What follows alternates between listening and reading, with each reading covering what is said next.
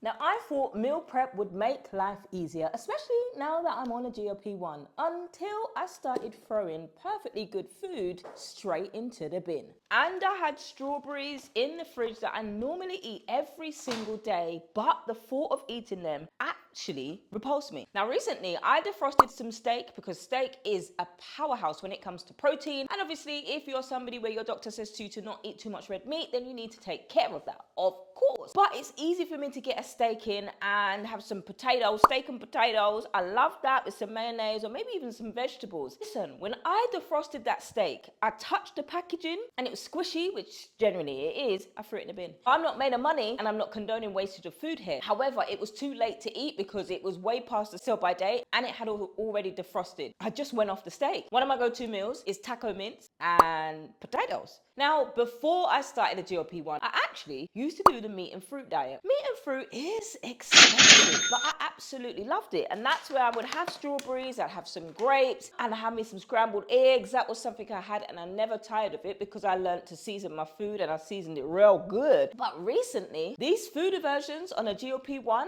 man, they have got me struggling out here. Somebody made these meals for me. This is lunch. I made some tuna pasta I just mashed up a tuna fillet and I put some organic vegetables in there, and that's gonna be lunch. I actually feel like eating that. And things that I'm eating like a go-to snack, these are from Amazon. I'll link them. If you use my affiliate link, I do get a small commission from it. No extra charge to you. I also put the name. If you don't want to use my affiliate link, you do not need to use it at all. I don't eat cheese because I'm lactose intolerant. Cheese, when it comes to my body, can handle the cheese. Why is it that I'm craving these little packets of cheese? In fact, let me show you. These little packets of cheese here and these little fridge raiders, 21 grams of protein per packet. This is incredible. I want more of this and more fiber than I do want anything. So for me, in this season where I'm doing a GLP-1 journey, meal prep is not actually working for me as I thought it would. Even though I'm no longer nauseous, praise the Lord, that nausea feeling has gone. And my appetite actually isn't the issue because I can eat now. I can eat normally, so to speak. The thought of having scrambled eggs, which is what I used to have every single morning, so I don't understand what's going on in my body. As for the strawberries, they smell delicious.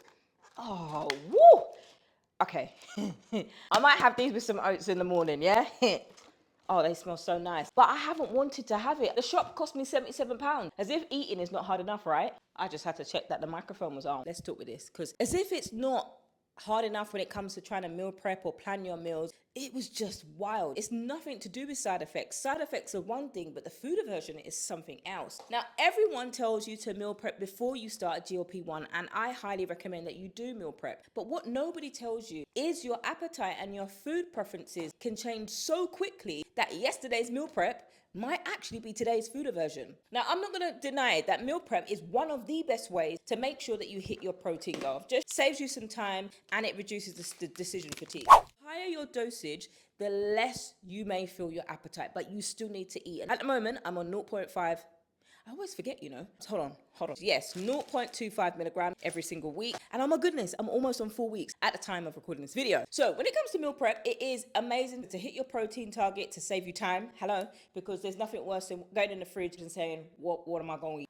Food noise reduces significantly if you're on a GLP-1. Also, it reduces that decision fatigue because you know, right, I've got this for snacks, this for snack, and I've got this Thai chicken for dinner. Now, obviously, this is a portion where I will split it in half. Believe me, if you've ever forced yourself to eat food when you're full up and it feels like that stretching thing, that's exactly what it feels like on a GLP-1, and it is hella uncomfortable. What will end up happening is when you're on the GLP-1, you notice that your appetite changes quickly. Some people report that they don't have any appetite at all, but you still need to eat because that's when you get into the danger of losing muscle mass as well as the weight, and might not actually be losing the fat. Anyway, that's a whole nother video. You're going to tune in for that one. Also, let me know in the comments where you're tuning in from. If you haven't liked and subscribed, please do that. Join the community and let me know what kind of videos that you want to see. If you're considering doing a GLP-1, why haven't you started yet? And if you haven't started, there's a fruit fly in here, and I am going to...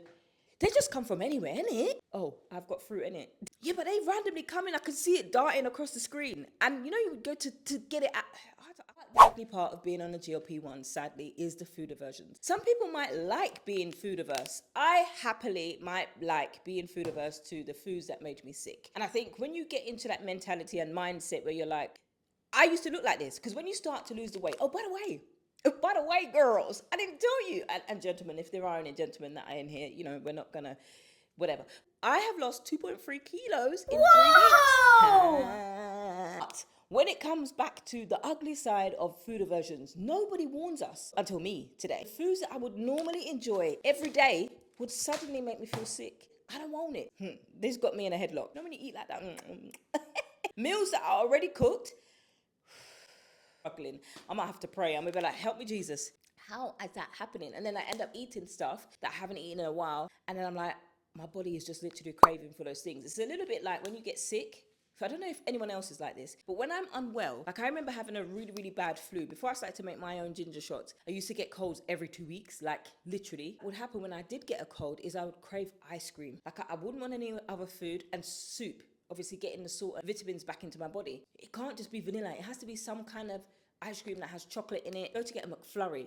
Oh, the McFlurry was the ice cream is disgusting in real life, but it tasted so nice. But it doesn't necessarily mean that ice cream is the thing that you need because it's going to give you nutrition. However, you just want more sugar because your body is like, oh my gosh, it's so low. It just needs something. Give me food, anything. But that was something that I kept craving the last couple of times that I remember having a cold. But those are the things that I craved, and I realized I'm craving saltier foods because my body is crying for replenishment. And so that's when I started to take electrolytes and buy coconut water, so to put that back into my body. Anyway, it becomes frustrating when your body is like, I don't want that food. It's expensive, but it's completely changed the way that I meal prepped. When it comes to GLP-1, I'm already like, listen, I'm gonna eat what I need to eat. So when I get home now, I'm cooking fresh and I'll eat that. Just cooking what my body feels like in this stage. Pretend this is chickpeas, yeah?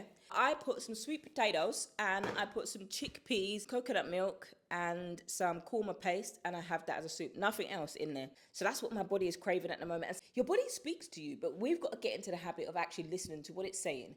So if my body is craving spinach, that soup is probably telling me I need to take your iron tablet. Literally what I just got a whole flood of that irony taste, all that metallic taste. Ugh. Anyway, who I take mine with, Voy, they've given us supplements, so we're able to take that with it as well. So you need to take your B12, get a blood test before you start, if you are approved by your medical care provider, that is. But get a blood test before you start and afterwards, so it will tell you what you're deficient in, so you can make sure you can get like a B12 supplement or whatever it is that your body needs. Remember, a supplement is a top up of what was already there, so you still have to get most of your nutrients from food. If you're somebody like me who's struggling with food aversions, so instead of prepping 5 meals, all of the same meals, I'm learning that it's better to prep flexibly, making sure that you are keeping several forms of options, several protein options available. Let me know in the comments what videos you want to see from me on this channel, and I can't wait to see you in the next one.